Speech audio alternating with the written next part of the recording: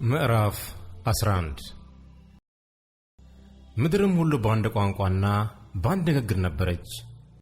ከምስራቅም ተነስተው በሄዱ ጊዜ በሰናዖር ምድር አንድ ሜዳ አገኙ።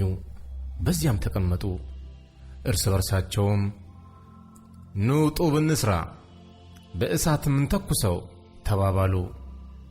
ጡቡም እንደ ድንጋይ ሆነላቸው፣ የምድርም ዝፍት እንደ ጭቃ ሆነላቸው። እንዲህም ኑ ለእኛ ከተማና ራሱ ወደ ሰማይ የሚደርስ ግንብ እንሥራ፣ በምድር ላይ ሳንበተንም ስማችንን እናስጠራው አሉ። እግዚአብሔርም የአዳም ልጆች የሠሩትን ከተማና ግንብ ለማየት ወረደ። እግዚአብሔርም አለ፣ እነሆ እነርሱ አንድ ወገን ናቸው፣ ለሁሉም አንድ ቋንቋ አላቸው። ይህንም ለማድረግ ጀመሩ። አሁንም ያሰቡትን ሁሉ ለመሥራት አይከለከሉም።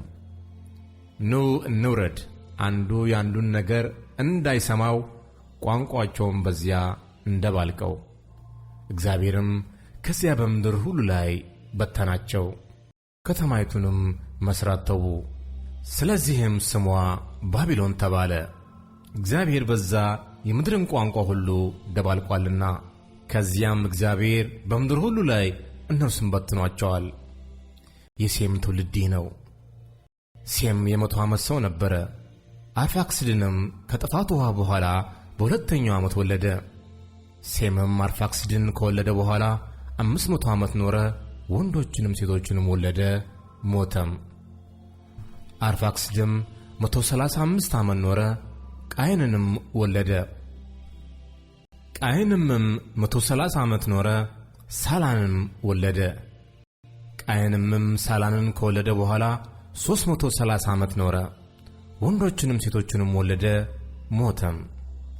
ሳላም 130 ዓመት ኖረ፣ ኤቦርንም ወለደ። ሳላም ኤቦርን ከወለደ በኋላ 330 ዓመት ኖረ፣ ወንዶችንም ሴቶችንም ወለደ፣ ሞተም። ኤቦርም 134 ዓመት ኖረ፣ ፋሌቅንም ወለደ። ኤቦርም ፋሌቅን ከወለደ በኋላ 430 ዓመት ኖረ፣ ወንዶችንም ሴቶችንም ወለደ፣ ሞተም። ፋሌቅም 130 ዓመት ኖረ፣ ራጎንን ወለደ። ራጎንንም ከወለደ በኋላ ፋሌቅ 209 ዓመት ኖረ፣ ወንዶችም ሴቶችም ወለደ፣ ሞተም። ራጎም 132 ዓመት ኖረ፣ ሴሮህንንም ወለደ። ራጎም ሴሮህን ከወለደ በኋላ 207 ዓመት ኖረ፣ ወንዶችም ሴቶችንም ወለደ፣ ሞተም። ሴሮህም 130 ዓመት ኖረ፣ ናኮርንም ወለደ። ናኮርንም ከወለደ በኋላ ሴሮህ 200 ዓመት ኖረ፣ ወንዶችንም ሴቶችንም ወለደ፣ ሞተም። ናኮርም 109 ዓመት ኖረ፣ ታራንንም ወለደ። ታራንም ከወለደ በኋላ ናኮር 129 ዓመት ኖረ፣ ወንዶችንም ሴቶችንም ወለደ፣ ሞተም። ታራም 100 ዓመት ኖረ፣ አብራምንና ናኮርን ሐራንንም ወለደ። የታራም ትውልድ እነሆ ይህ ነው። ታራ አብራምንና ናኮርን ሐራንንም ወለደ። ሐራንም ሎጥን ወለደ። ሐራንም በተወለደበት አገር በከለዳውያን ኡር በአባቱ በታራ ፊት ሞተ። አብራምና ናኮርም ሚስቶቹን አገቡ። የአብርሃም ሚስት ስሟ ሶራ ነው። የናኮር ሚስት የሐራን ልጅ ሚልካ ናት።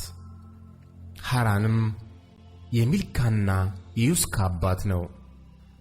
ሶራም መካን ነበረች፣ ልጅ አልነበራትም። ታራም ልጁን አብራምንና የልጅ ልጁን የሐራንን ልጅ ሎጥን የልጁንም የአብራምን ሚስት ምራቱን ሶራን ወሰደ።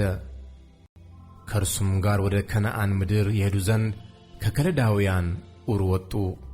ወደ ካራንም መጡ፣ ከዚያም ተቀመጡ። የታራም ዕድሜ 205 ዓመት ሆነ። ታራም በካራን ሞተ።